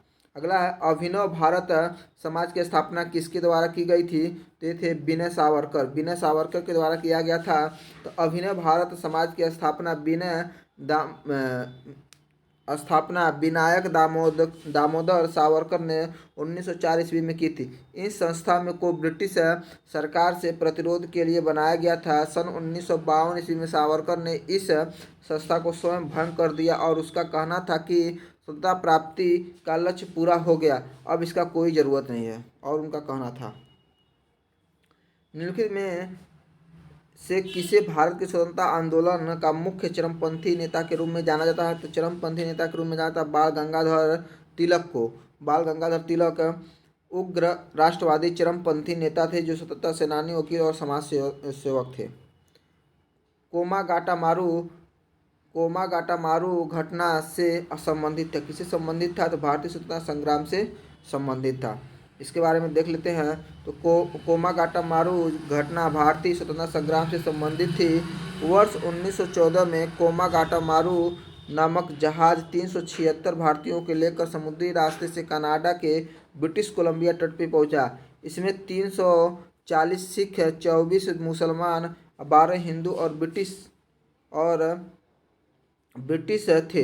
बाकी ब्रिटिश थे। इस जहाज़ को गदर पार्टी के नेता गुरुदत्त ने किराए पे लिया था। 23 मई 1914 को जब कामागाटामारू जहाज वैंकूवर तट पर पहुंचा तो कनाडा सरकार ने उसे अनुमति नहीं दी। फिर भी कनाडा में प्रवेश पाने की पूरी कोशिश की गई लेकिन वह असफल रही। फलतः 23 जुलाई 1914 को जहाज की वापसी यात्रा शुरू हुई तथा 27 सितंबर 1914 को जहाज हुगली बंदरगाह पर पहुंच गया। अगला है, जो तिरंगा झंडा स्टुगार्ट में मैडम कामा ने फहराया था उसे चोरी छिपे ब्रिटिश भारत में कौन लाया था? तो कौन लाया था? तो इंदुलाल याग्निक लाए थे। इंदुलाल याग्निक लाए थे। इनके देख लेते हैं। तो 1907 में मैडम भीकाजी कामा ने विदेशी भूमि पर पहली बार राष्ट्रीय ध्वज फहराया था जिसे इंदुलाल याग्निक भारत लेकर आए। इंदुलाल याग्निक एक भारतीय स्वतंत्रता विद्यापीठ की स्थापना की योजना बनाई।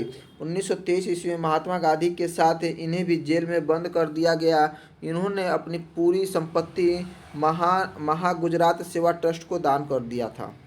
रॉलेट एक्ट के बारे में देख लेते हैं। तो 1919 रॉलेट एक्ट 1919 में किसे शामिल किया गया था? तो किसे शामिल किया गया था? तो सुनवाई के आधार पे किसे शामिल किया? इसमें सुनवाई के बिना अनिश्चितकालीन हिरासत और प्रेस की सेंसरशिप के बारे में था। इसके देख लेते हैं। रॉलेट एक्ट 8 मार्च 1919 को लागू किया गया था। इस अधिनियम ने सरकार को राजनीतिक गतिविधियों को दबाने के लिए अधिकार प्राप्त किए और 2 साल तक बिना किसी मुकदमे के राजनीतिक कैदियों को हिरासत में रखने की अनुमति दी। ब्रिटिश सरकार विरोधी किसी भी सामग्री का संग्रहण, प्रकाशन और वितरण गैर कानूनी घोषित कर दिया गया। 9 दलील, 9 वकील, 9 अपील टिप्पणी इसमें से किससे संबंधित है? तो किससे संबंधित है? तो रॉलेट एक्ट से संबंधित है। रॉलेट एक्ट मार्च 1919 में पारित किया गया था जिसका उद्देश्य उभर रहे राष्ट्रीय आंदोलन को कुचलना था। रॉलेट एक्ट या रॉलेट अधिनियम के द्वारा अंग्रेजी सरकार जिसको चाहे जब चाहे जहाँ चाहे बिना मुकदमा चलाए जेल में बंद रख सकती थी। इसीलिए इस कानून को 9 दलील, 9 अपील, 9 वकील कानून के नाम से भी जाना जाता है। इसे सिडनी रॉलेट की अध्यक्षता में गठित सेडिशन समिति की सिफारिश के आधार पर बनाया गया था। महात्मा गांधी ने रॉलेट एक्ट के विरोध में सत्याग्रह किस वर्ष किया था? तो किस वर्ष किया था? 1919 में। महात्मा गांधी जी के द्वारा रॉलेट एक्ट सत्याग्रह 1919 के अराजक और क्रांतिकारी अपराध अधिनियम को लागू करने वाली ब्रिटिश सरकार के खिलाफ किया था। अगला है, महात्मा गांधी ने किस अधिनियम के विरोध में लोगों से 6 अप्रैल 1919 को एक दिन के लिए अहिंसक विरोध दर्शाने को कहा? तो किस अधिनियम के विरोध में? तो रॉलेट एक्ट। ठीक, रॉलेट एक्ट के विरोध में 6 अप्रैल 1919 को गांधी जी के द्वारा एक दिन के लिए अहिंसक विरोध दर्शाने को कहा गया। अगला है,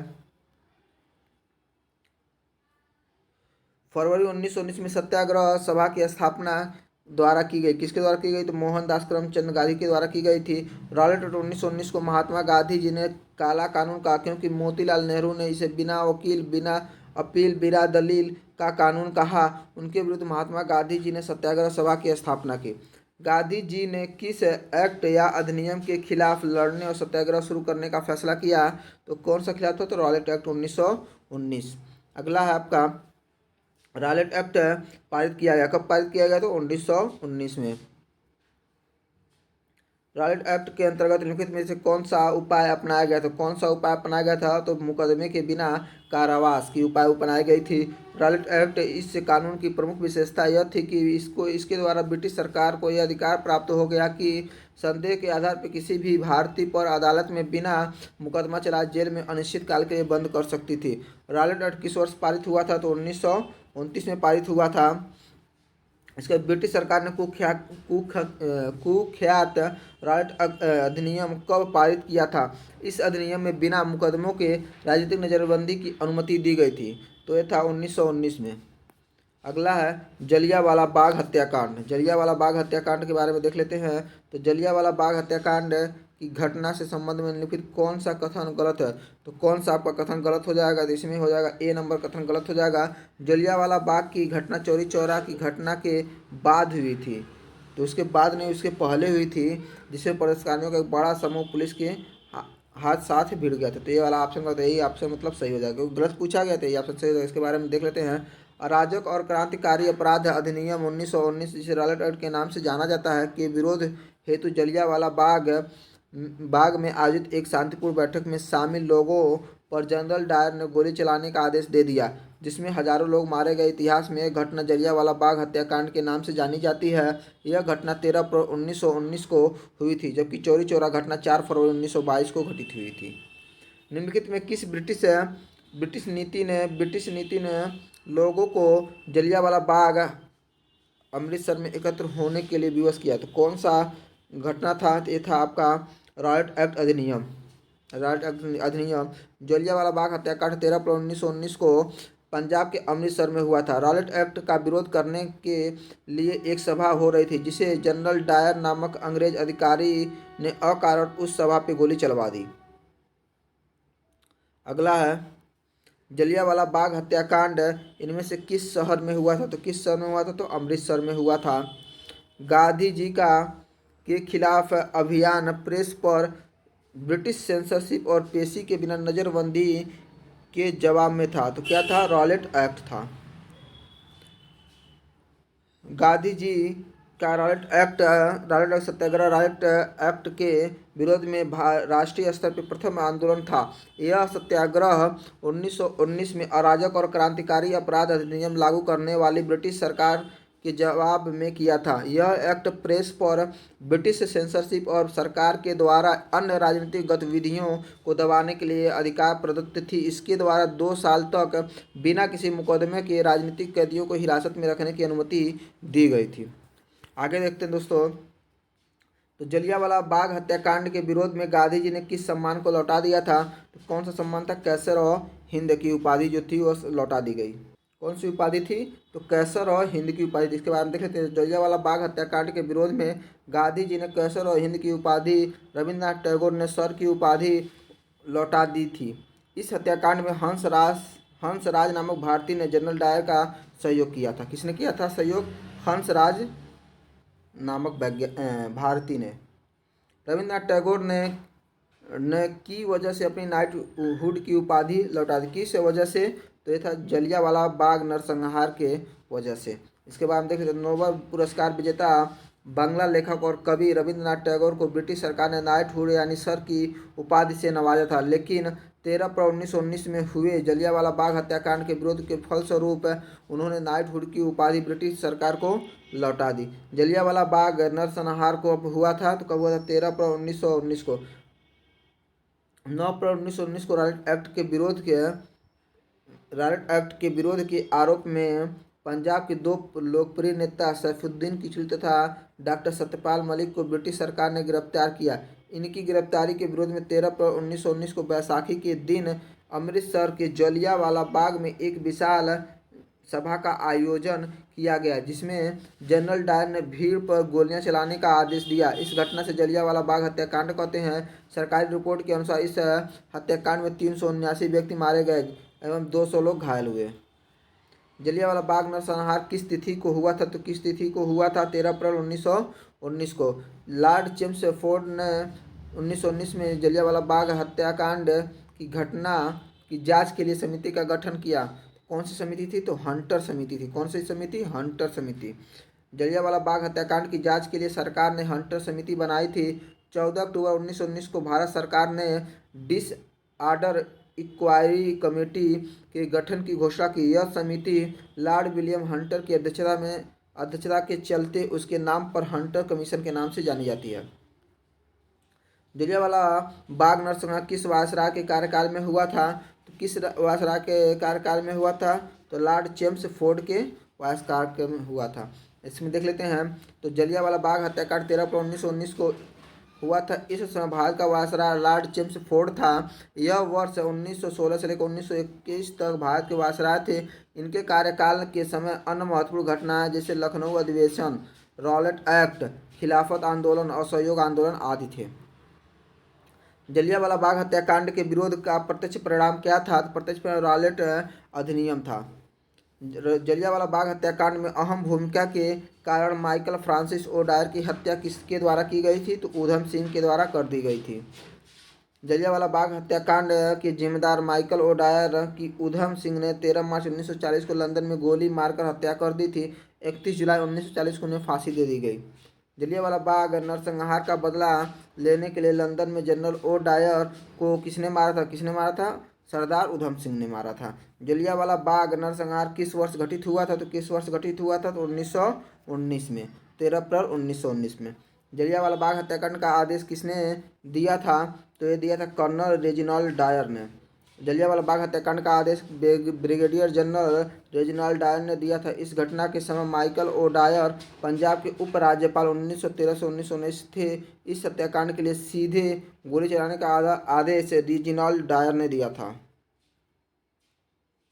किस त्यौहार के दिन जलियांवाला बाग हत्याकांड हुआ था? तो कौन सा त्यौहार चल रहा था? बैसाखी का। तो जलियांवाला बाग हत्याकांड भारत के पंजाब प्रांत के अमृतसर में स्वर्ण मंदिर के निकट जलियांवाला बाग में 13 अप्रैल 1919 बैसाखी के दिन को हुआ था। अगला टॉपिक है आपका खिलाफत आंदोलन या असहयोग आंदोलन। असहयोग आंदोलन और खिलाफत आंदोलन कब शुरू हुए थे? तो कब शुरू हुए थे? 1920 में। असहयोग आंदोलन की शुरुआत 1 अगस्त 1920 को महात्मा गांधी ने की थी। यह महात्मा गांधी के नेतृत्व में किया जाने वाला पहला जन असहयोग आंदोलन था जो 1920 से 1922 तक चलाया गया था। यह आंदोलन भारत की ब्रिटिश सरकार को स्वशासन या स्वराज देने के लिए प्रेरित किया गया था।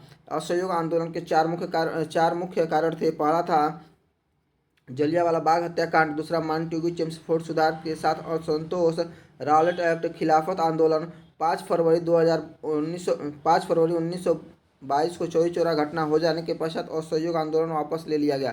खिलाफत आंदोलन सन 1919 से 1924 तक चलता रहा। खिलाफत आंदोलन की शुरुआत अली बंधुओं शौकत अली और मोहम्मद अली के द्वारा किया गया। कांग्रेस ने दिसंबर 1920 में अपने में आयोजित एक अधिवेशन के दौरान असहयोग आंदोलन को अंगीकृत किया। किस अधिवेशन के दौरान? तो नागपुर का अधिवेशन हुआ था तब। तो कांग्रेस ने दिसंबर 1920 में अपने नागपुर में आयोजित हुए अधिवेशन के दौरान असहयोग आंदोलन को अंगीकृत किया। इस अधिवेशन की अध्यक्षता सी विजय राघवाचार्य ने की थी। उल्लेखनीय है कि इस अधिवेशन में भाषाई आधार पर कांग्रेस की कार्य समितियों का पुनर्गठन भी हुआ। अगला असहयोग आंदोलन के दौरान चौरी चौरा की घटना उत्तर प्रदेश के किस जिले में हुई थी? तो किस जिले में? गोरखपुर में जिले में हुई थी। असहयोग आंदोलन की शुरुआत 1 अगस्त 1920 को महात्मा गांधी के नेतृत्व में शुरू किया गया था। 4 फरवरी 1922 को गोरखपुर के चौरी चौरा में हिंसक प्रदर्शनकारियों ने एक पुलिस थाने को आग के हवाले कर दिया। इसके उपरांत 12 फरवरी 1922 को असहयोग आंदोलन समाप्त घोषित कर दिया गया। चौरी चौरा कांड किस वर्ष हुआ था? तो किस वर्ष हुआ था? 1922 में। चौरी चौरा कांड 4 फरवरी 1922 को असहयोग आंदोलन के दौरान गोरखपुर में हुआ था, जिसके कारण महात्मा गांधी ने असहयोग आंदोलन को वापस ले लिया।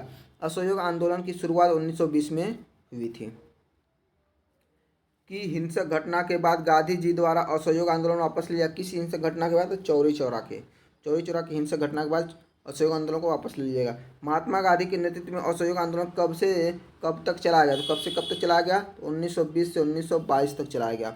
गांधी जी ने असहयोग आंदोलन 1 अगस्त 1920 ईस्वी को आरंभ किया। इस आंदोलन में कई मुस्लिम नेता अबुल कलाम आज़ाद, मोहम्मद अली, शौकत अली, डॉक्टर अंसारी आदि सम्मिलित थे। फरवरी 1922 में चौरी चौरा कांड के बाद गांधी जी ने असहयोग आंदोलन स्थगित कर दिया। चौरी चौरा घटना के कारण किस आंदोलन को अचानक रोकना पड़ा? किस आंदोलन को रोकना पड़ा? तो असहयोग आंदोलन को रोकना पड़ा। चौरी चौरा कांड के कारण 12 फरवरी 1922 को बारदौली में हुए कांग्रेस की बैठक में असहयोग आंदोलन को समाप्त करने का निर्णय लिया गया। भारत के खिलाफ आंदोलन के बारे में क्या सही है? यह तुर्की के सुल्तान के समर्थन में एक आंदोलन था, जो खिलाफत आंदोलन, भारत में खिलाफत आंदोलन जो था, तुर्की के सुल्तान के समर्थन में एक आंदोलन था। इसके बारे में देख लेते हैं। तो प्रथम विश्व युद्ध के बाद ब्रिटेन और तुर्की के मध्य होने वाले सेवर्स की संधि से तुर्की के सुल्तान के समस्त अधिकार छिन गए थे। संसार भर के मुसलमान तुर्की के सुल्तान को अपना खलीफा मानते थे। अतः 23 दिसंबर 1919 को दिल्ली में अखिल भारतीय खिलाफत कमेटी का अधिवेशन हुआ तथा गांधी जी को इसका अध्यक्ष चुना गया, ताकि तुर्की के सुल्तान को उनके समस्त अधिकार पुनः प्राप्त हो सके। भारत में खिलाफत आंदोलन के बारे में क्या सही है? तो क्या सही है? यह तुर्की सुल्तान के समर्थन में एक आंदोलन था। आगे देखते हैं। इसमें है असहयोग आंदोलन के बाद महात्मा गांधी के मुकदमे की सुनवाई करने वाला न्यायाधीश का क्या नाम था? क्या नाम था उसका? न्यायमूर्ति सीएन ब्रूमफील्ड नाम था। ठीक, इसके बारे में देख लेते हैं। तो रॉलेट एक्ट, जलियांवाला बाग हत्याकांड के उत्तर में महात्मा गांधी ने 1 अगस्त 1920 को असहयोग आंदोलन शुरू किया। बाद में असहयोग आंदोलन के दौरान 4 फरवरी 1922 ईस्वी को गोरखपुर के चौरी चौरा नामक स्थान पर आंदोलनकारियों ने क्रोध में आकर थाने में आग लगा दी, जिसमें एक थानेदार व 21 सिपाहियों की मृत्यु हो गई। इस घटना से दुखी होकर गांधी ने 12 फरवरी 1922 ईस्वी को असहयोग आंदोलन स्थगित कर दिया। असहयोग आंदोलन के बाद गांधी जी पर देशद्रोह के आरोप में मुकदमा चला। इस मुकदमे की सुनवाई करने वाले जज का नाम न्यायमूर्ति सीएन ब्रूमफील्ड था। कौन था? न्यायमूर्ति सीएन ब्रूमफील्ड था। 10 मार्च 1922 ईस्वी को गांधी जी को गिरफ्तार कर उसे 6 वर्ष की सजा सुनाई गई थी। बाद में स्वास्थ्य संबंधी कारणों से इनको 4 फरवरी 1924 को रिहा कर दिया गया। अगला है 380 नंबर क्वेश्चन है आपका। भारत में असहयोग आंदोलन किस वर्ष शुरू हुआ था? तो किस वर्ष शुरू हुआ था असहयोग आंदोलन? 1920 में असहयोग आंदोलन शुरू हुआ था। इसके बारे में देख लेते हैं। तो असहयोग आंदोलन अंग्रेजों के अत्याचार के खिलाफ 1 अगस्त 1920 को गांधी जी के द्वारा शुरू किया गया सत्याग्रह आंदोलन है। इसका संचालन स्वराज की मांग को लेकर किया गया था तथा इस आंदोलन का उद्देश्य अंग्रेजी सरकार के साथ सहयोग न करने तथा कार्यवाही में बाधा उपस्थित करना था।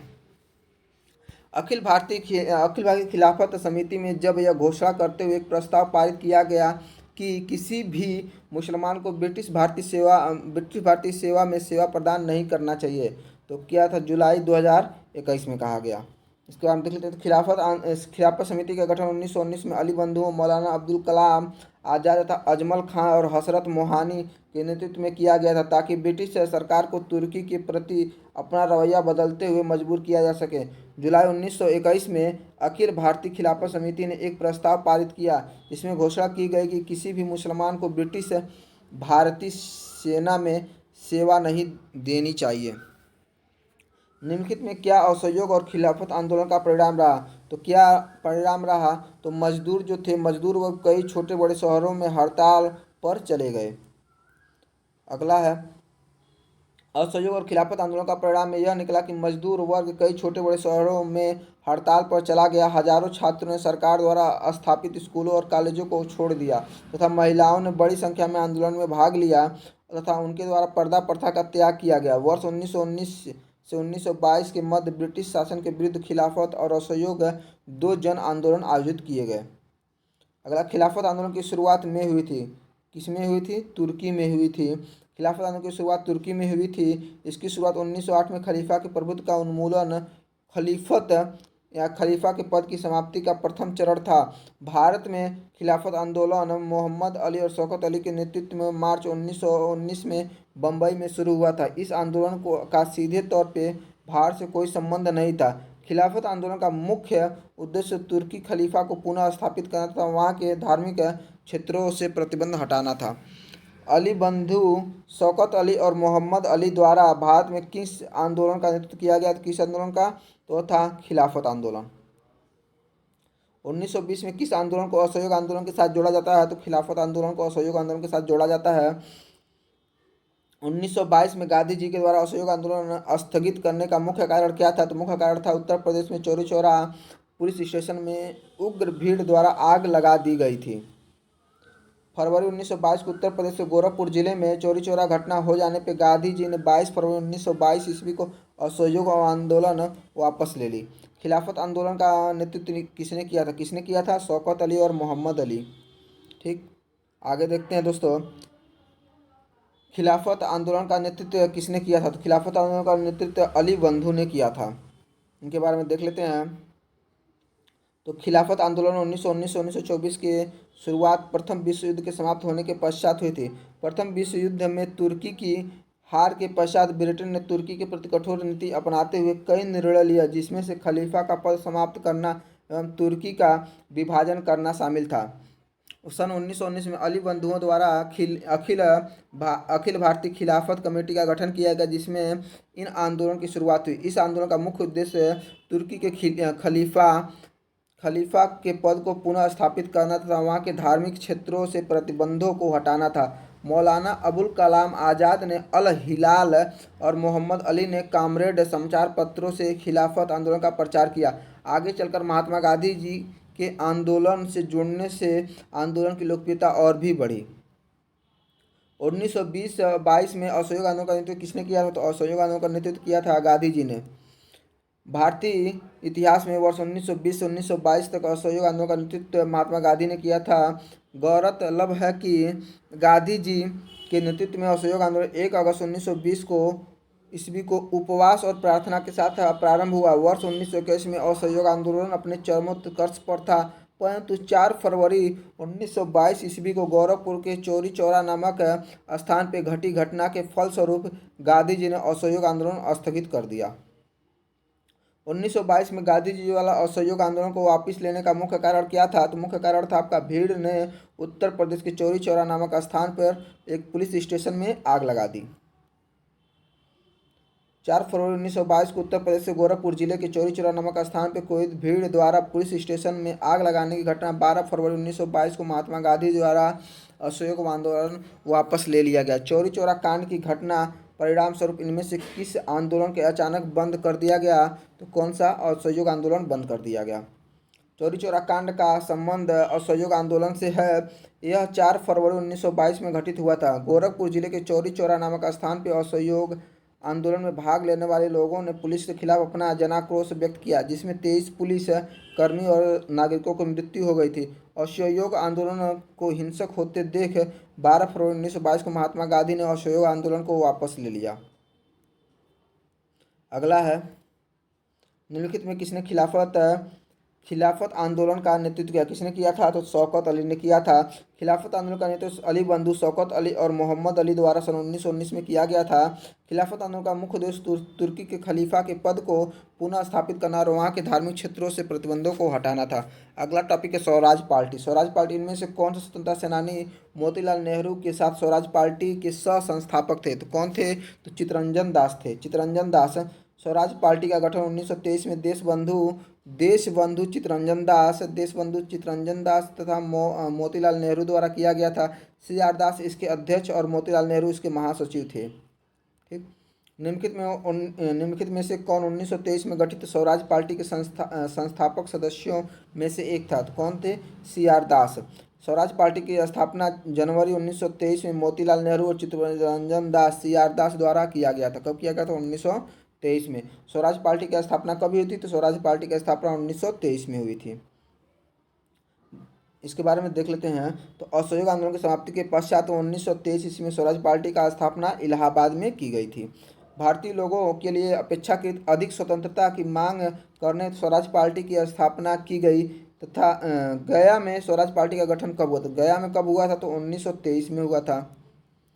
गया में वर्ष 1922 में CR दास की अध्यक्षता में कांग्रेस अधिवेशन हुआ। इस सम्मेलन में स्वराज पार्टी की स्थापना करने तथा काउंसिल में प्रवेश का प्रस्ताव रखा गया। हालांकि इसमें काउंसिल में प्रवेश न मिलने का प्रस्ताव पारित हुआ। फलस्वरूप चित्तरंजन दास ने त्यागपत्र दे दिया। मार्च 1923 में इलाहाबाद प्रयागराज में चित्तरंजन दास और मोतीलाल नेहरू ने अपने समर्थकों का अखिल भारतीय सम्मेलन बुलाया और एक नई राजनीतिक पार्टी स्वराज पार्टी की स्थापना की। और इसके अध्यक्ष सी आर दास और महासचिव मोतीलाल नेहरू हुए। अगला है, मोतीलाल नेहरू ने परिषद राजनीति में वापसी के लिए बहस करने हेतु कांग्रेस के भीतर स्वराज पार्टी का गठन किसके साथ किया था? किसके साथ? सी आर दास के साथ। मोतीलाल नेहरू ने राजनीतिक परिषद में वापसी के लिए पहल करने हेतु कांग्रेस के भीतर स्वराज पार्टी का गठन 1923 ईस्वी में सी आर दास के साथ इलाहाबाद में किया था। स्वराज पार्टी की अध्यक्ष सी आर दास और महासचिव मोतीलाल नेहरू थे। महासचिव मोतीलाल नेहरू। तो स्वराज पार्टी के संस्थापक कौन थे? तो मोतीलाल नेहरू थे। सन 1922 में असहयोग आंदोलन की समाप्ति पर कांग्रेस में एक नए दल का उदय हुआ जिसे स्वराज पार्टी का नाम दिया गया। इस पार्टी के कर्णधार पंडित मोतीलाल नेहरू ये सचिव और देश बंधु जो चित्तरंजन दास थे ये अध्यक्ष। अब मदन मोहन मालवीय और विट्ठल भाई पटेल भी थे इसमें। इनके उद्देश्य विधान परिषद का बहिष्कार न कर चुनाव में भाग लेना और निर्वाचित होकर विधान परिषद के अंदर सरकार से संघर्ष करना था। असहयोग आंदोलन की वापसी से असंतुष्ट सी आर दास और पंडित मोतीलाल नेहरू ने 1 जनवरी 1923 में इलाहाबाद में स्वराज दल की स्थापना की। निम्नलिखित में कौन स्वराज पार्टी के संस्थापकों में से एक हैं? तो कौन है? मोतीलाल नेहरू। अगला है इस टॉपिक महात्मा गांधी और उनके प्रारंभिक आंदोलन। यह वाला टॉपिक अगले वीडियो में मैं करवाऊंगा दोस्तों। अगर आप लोगों को अच्छा लग रहा है प्लीज़ मेरे चैनल को शेयर और सब्सक्राइब करके ही जाइएगा। धन्यवाद दोस्तों।